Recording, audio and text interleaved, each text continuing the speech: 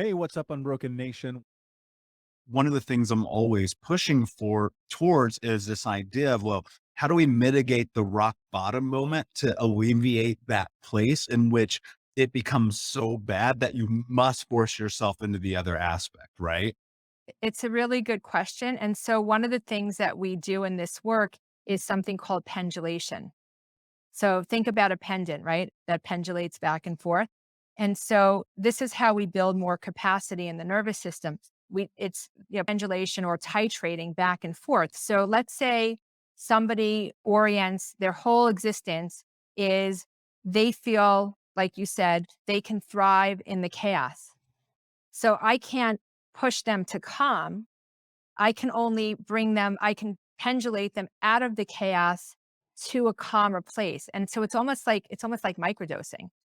And so if we, and I say this to my clients all the time, we've moved the dial 0.5%, if it's that much in a session, we've done a lot of work because I can't, if I moved you 10% in a session, that's too much. Because what's going to happen is if we go think about like a pendulum, right? If we swing it this way, it's going to have to swing back that way. So if we Mhm. if we pendulate this way, eventually the basin and the capacity gets bigger. And so that to me is how we get it done. And so I like to think of this process and every process as it's really about creating a healing lifestyle, right? So there's no quick fix. And we have to have micro experiences to create greater healing. Yeah, and I agree. And I think the other thing also is we have to come to this place where we realize this is a rest of your life journey.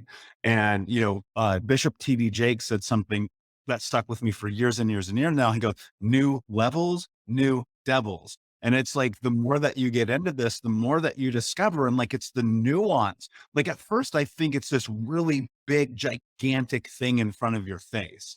And then you narrow it down over the years of doing it, and it becomes smaller, smaller, smaller. And eventually it's nuanced. And it's like these little tiny things where you go, okay, how did I actually get to the place where that's the behavior when I'm impacted by that stimulus?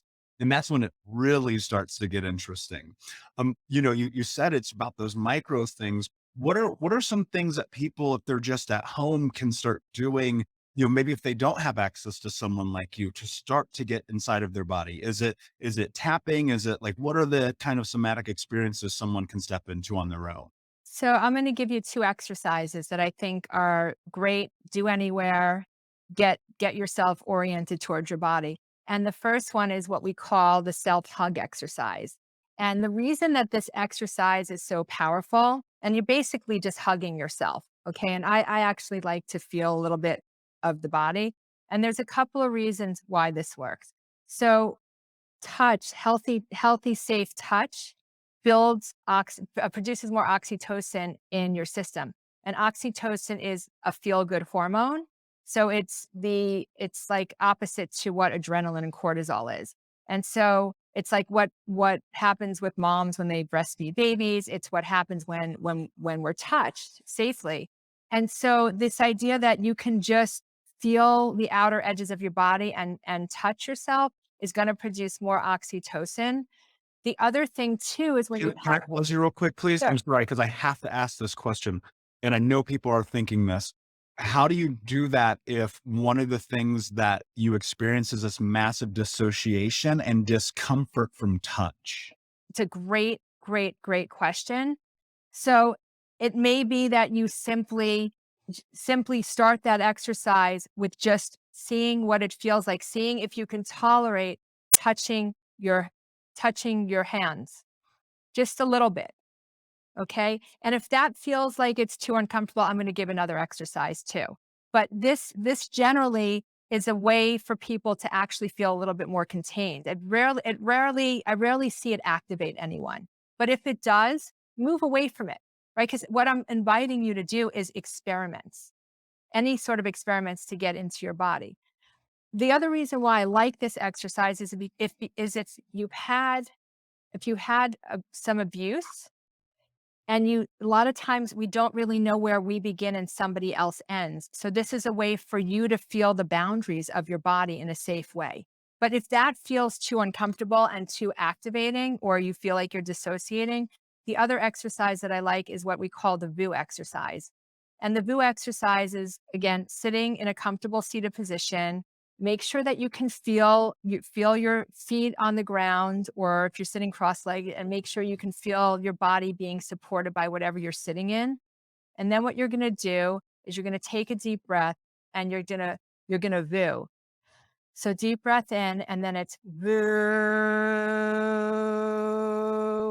And so you do that, you VU out for as long as you need to. Take a minute, and then you're going to do it again. And I invite you to do it 3 times. And what it does is it works to help regulate the nervous system. It works on the vagus nerve, which is our 10th cranial nerve, which works with our autonomic nervous system to help those autonomic things like our heart rate and our breath. So the VU exercise is another great way and a great entry point to getting into the body a little bit differently to be able to connect. But if connecting to the body feels too threatening, then I really just invite you to orient to your environment, right? Because animals do this all the time. They do defensive and exploratory orienting. And so, like, let's say an animal hears a loud noise, just as we as a human being does. An animal is going to look around, they're going to smell, make sure they don't smell another animal. They're going to look, they're going to smell, they're going to use all their senses to make sure they're safe. So we as human beings can do the same thing. You orient your room. I like to pick a color in the room and just notice things that are that color. So that's another way to bring you back.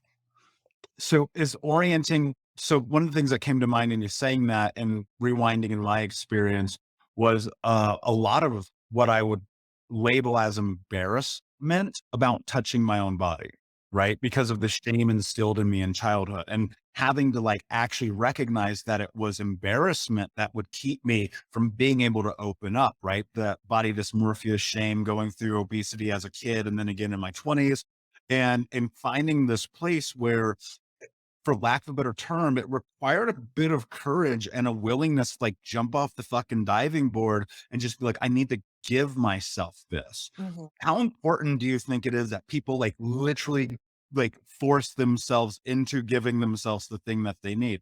I don't know if that works for everybody, but I know it works for me. So I'm really curious about your thoughts. So I think, again, it's micro steps. So I like to think of it as the slower we go, the faster we're going to get there. But you have to take a step. If you want it to be different, okay, you can't change what happened in your past. The only thing you can do is take charge of what you choose to do now. So if it can be something so small, it can be something like getting outside for a walk. It can be something as simple as eating, making a better food choice. It can be something as simple as this observation piece I'm talking about. So you have to start somewhere. Okay. And I think the big thing is that we have to learn this one thing. We're going to be uncomfortable as we move into a healing journey. And so the piece is really learning to be able to tolerate the discomfort rather than moving away from it and using maladaptive behaviors to try to cope with what feels intolerable.